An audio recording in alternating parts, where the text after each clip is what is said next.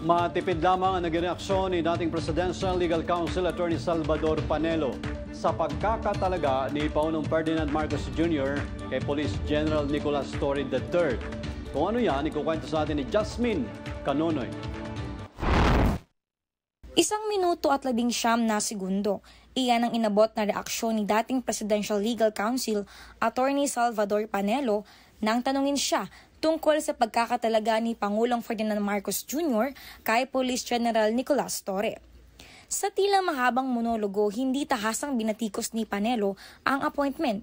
Ngunit sa isang bahagi ng kanyang sagot, indirectly nitong sinabi na si Torre ay isang blind follower ng Pangulo, isang uri ng opisyal na handang yumuko at sumunod sa anumang utos kahit pa ito'y labag sa batas o karapatang pantao.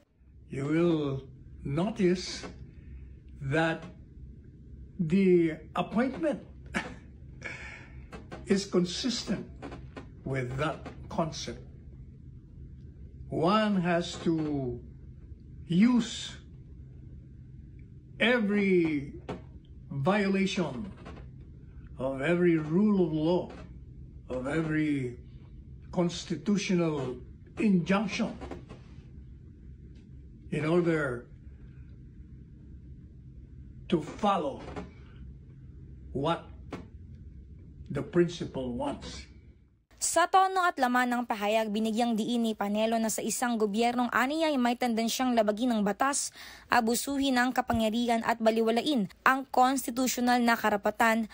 Ang hinahanap ay hindi tagapagbantay ng batas kundi tagapagpatupad ng kagustuhan. Bagamat hindi tuwirang binanggit, kapansin-pansin na ang mga salitang ginamit ni Panelo at taliwas sa prinsipyo ng checks at balances at sinasalamin ang naratibong karaniwang maririnig mula sa pamilya ng mga biktima ng extrajudicial killings noong panahon ni dating Pangulong Rodrigo Duterte, na kasalukuyang nakakulong sa International Criminal Court sa The Hague. Ako si Jasmine Canonoy para sa Kwentong Politiko.